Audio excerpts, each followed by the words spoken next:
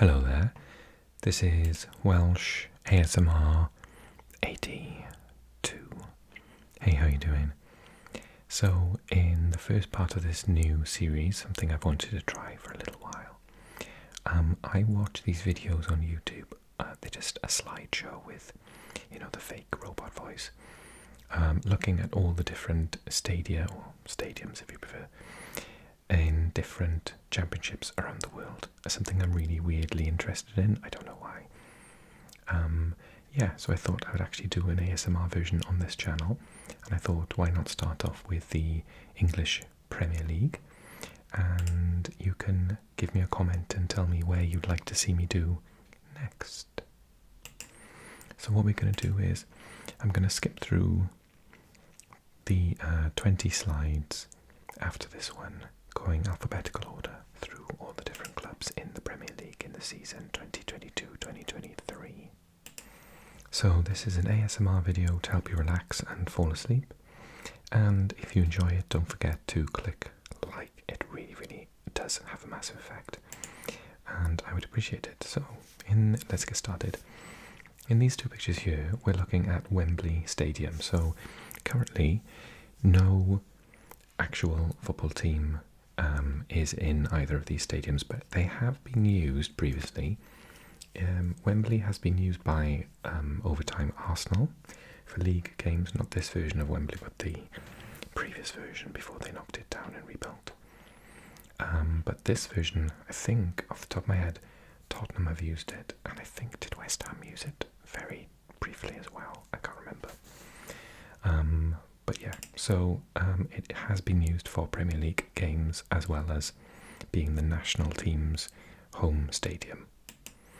In my head, I was having a little think about the different leagues, and I thought about the Spanish La Liga, and how in Spain they don't actually have a home stadium for their national team. They just use different stadia around the country. So sometimes they'll be in the Bernabeu, sometimes in Camp Nou, sometimes in Mestalla, etc. But in England they do have a home stadium. It is this one. Okay, so if you're ready, let's take a little look then at all the different teams in the Premier League and their stadiums. Bearing in mind, actually, this kind of doubles up. There is a bid in the offing at the moment for the European Championships. So there's a joint bid going through at the minute for England, Scotland, Wales and Northern Ireland. And I think Republic of Ireland as well, off the top of my head.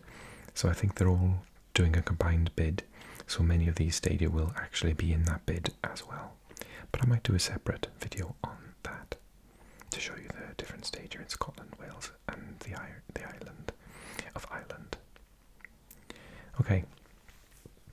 I thought this was weird too, but I took this info from the official Premier League site, and they list in alphabetical order all of the teams. Bournemouth are down as first, just by being with a B, because it's AFC Bournemouth. So yeah, it's I think it's Athletic Football Club Bournemouth. So they have one of the smaller stadiums in the Premier League, down on the south coast, and for each slide I decided to do an aerial shot of the outside. But that doesn't always represent how it looks inside, so I've done an internal shot as well for you. You can thank me with a like. Okay, so that's Bournemouth. If I were a fan of Bournemouth, I would love that stadium. You are basically sitting right at the pitch side. You're not far away at any angle. It's fantastic for you.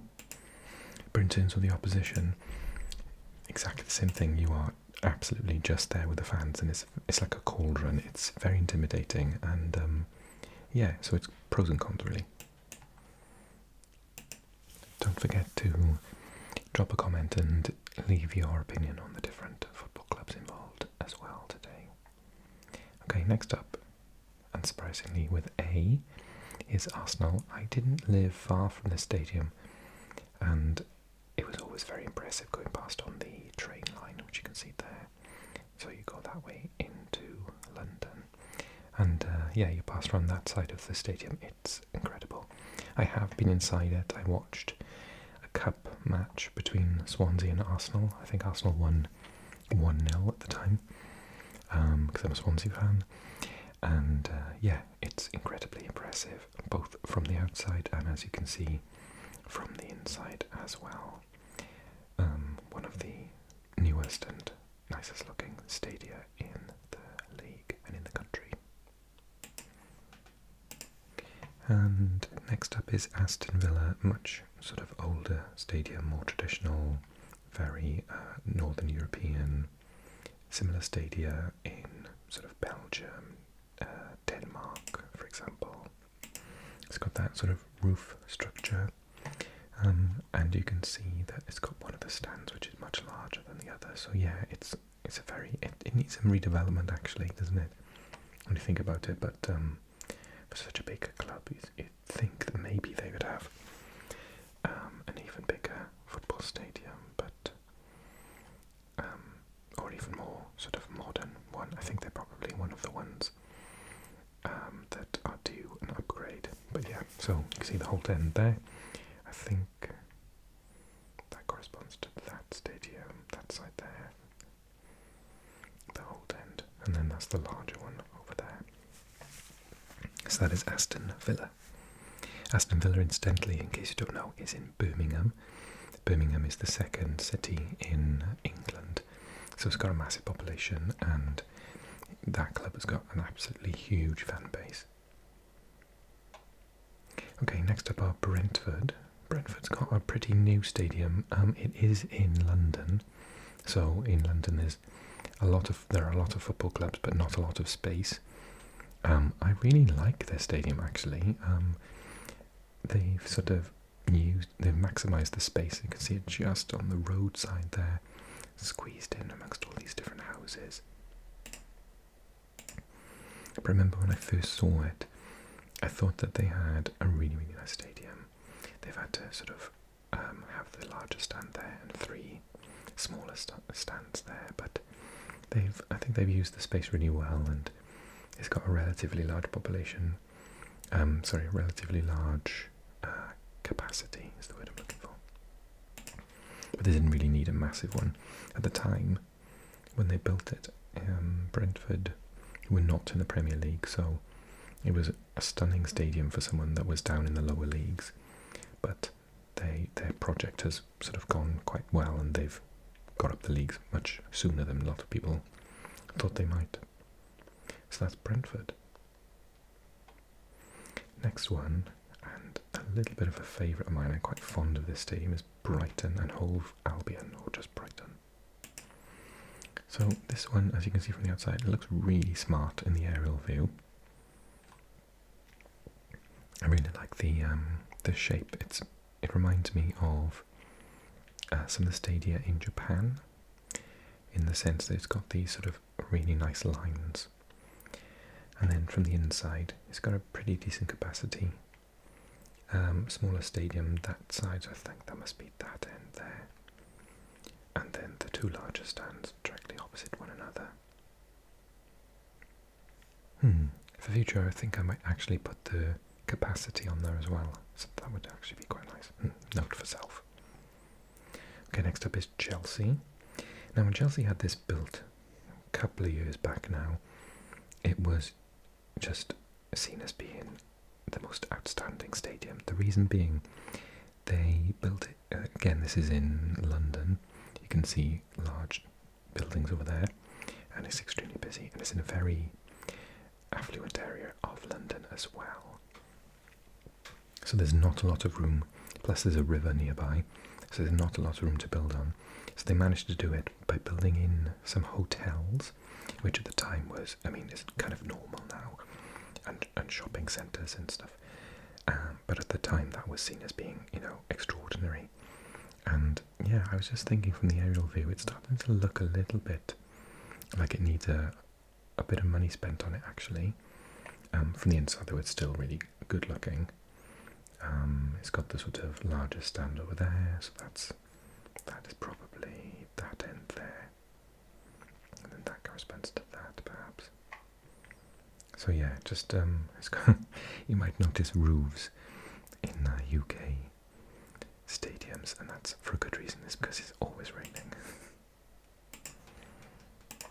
Okay, If you're a Chelsea fan, I know I've got quite a few subscribers who are. What do you think about the stadium? Do you like it? Do you not? Okay, next up, Crystal Palace. Again, another London club, small amount of space to build on. You can see how it's just built next to all these houses and office buildings. So I saw, when I was looking for this, I saw some plans for a new stadium. So I think that they're trying to get a new stadium. I think they're really well supported, Crystal Palace, so it is a little bit small for their needs, I think. Particularly because they've been in the Premier League now continuously for quite a few years. They never seem to be in a relegation battle or anything, you know. They are sort of nearly there this year, but they're not really down the bottom. So, this is their stadium. It is kind of small, but again, it is a London club. Okay, next is Everton. Everton famously are having a beautiful new stadium built, which is ironic because if they get the next couple of matches, if they mess up, then they're going to be playing in that stadium, not in the Premier League, which will be disastrous for them, but there we go. So, this is their current stadium, Goodison Park. It's literally just the other side of Stanley Park, away from Liverpool's stadium, so close. And they've got a massive fan base, so you can see how packed that stadium is. And it's got, again, very typical 80s English stadium with the massive stand there that's been extended, and then the sort of smaller end, that side. So yeah, it's going to be a beautiful new stadium when they build it, and I think they're going to build it down the docks. But again, it's not possible to extend it anymore where they are because they're just smack bang in all of the houses.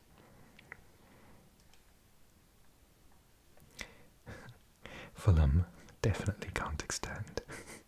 They are I think they've knocked, is it that side down? And they had a little bit of room there, or maybe this side, maybe they've bought a little bit of this ground here. I think one of them is currently being redeveloped, but I can't remember which one it is. And I think that side there is where the clock tower is, so that's the old building, or maybe, oh no, it's there, I think. It's a really, really old building, and they haven't been able to do much to it.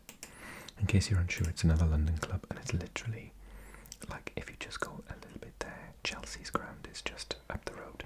They are incredibly close to one another, much like Everton and Liverpool. So yeah, that's the inside of the stadium, black and white being their colours. There we are, that's the little, so that's that building there. It's sort of like an old Victorian building. It sort of reminds me of a cricket ground. Was this place ever used for cricket, maybe? But yeah, so another classic stadium, but this is the Thames, so there's no way you can build any more further over. Okay, let's go up north and away from London for a change. This is Leeds. Leeds United, so again, extremely classic stadium. It's a little bit bigger, a little bit more room around it compared to those ones in London, for example. And yeah, it's got a very good capacity. It's a really big club historically, and you can see that large one there is here. And then you've got the three slightly smaller compared to the grandstand there. But I think there is potential to extend a little bit. So that's Leeds United up in Leeds in Yorkshire. Leicester City FC in the Midlands. This is a pretty new stadium, and as you can see, it's been built in sort of outside of the city centre. It's a really nice looking stadium actually from the outside, and that's the inside view. So this is the one where you don't have one stand that is larger than the others.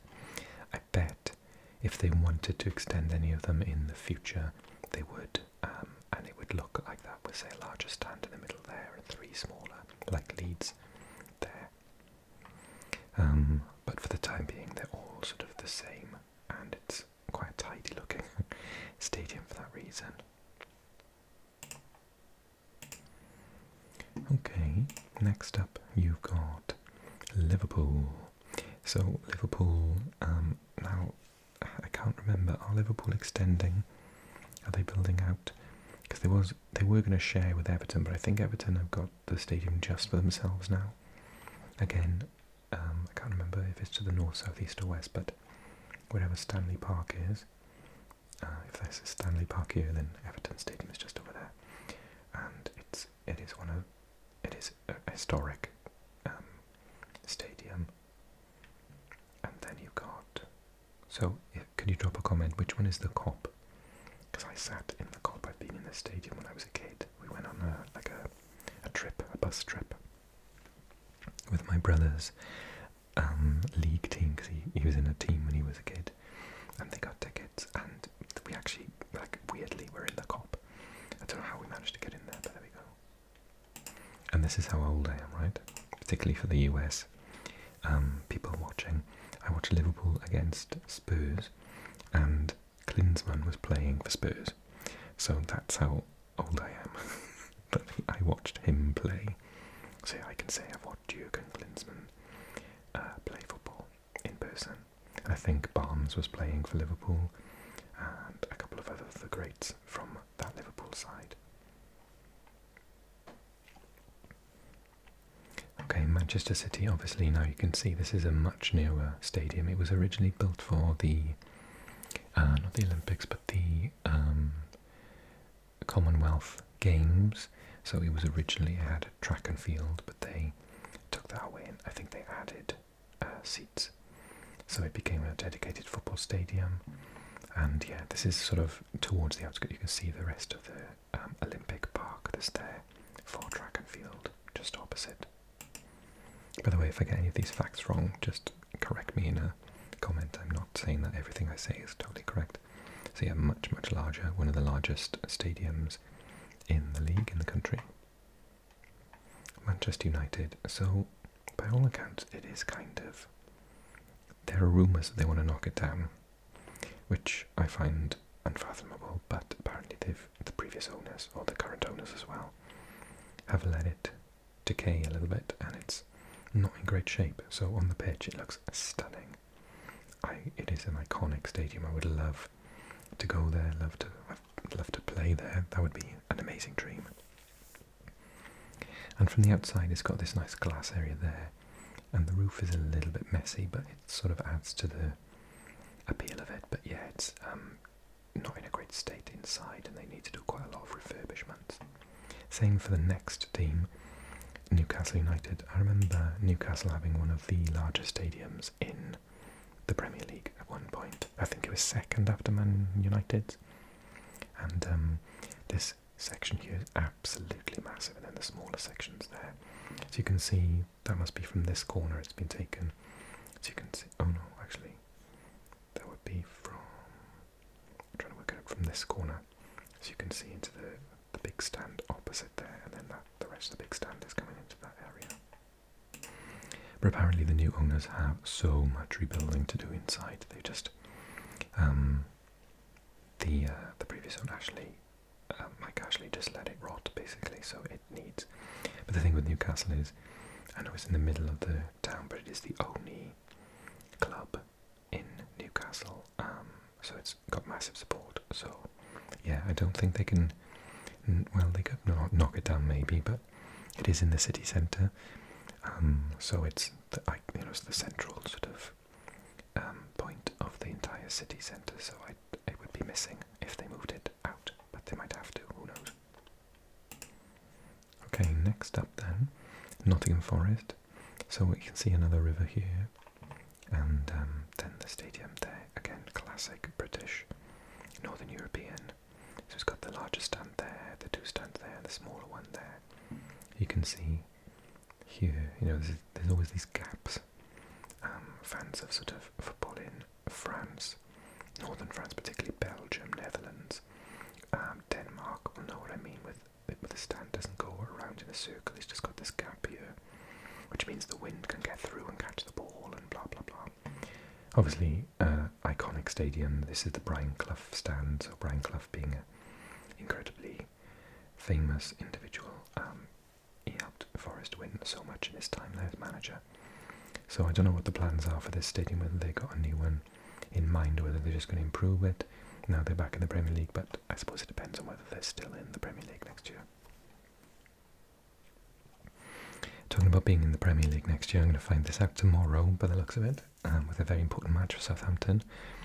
So this is not that old, this stadium, St Mary's, and yeah, it's similar to Leicester's in the fact that it's all, you know, the same capacity each side and the circular nature. So it's the sort of second stage, if that is the original British, you know, with one bigger stand. This is type 2, so it's sort of equidistant all the way around.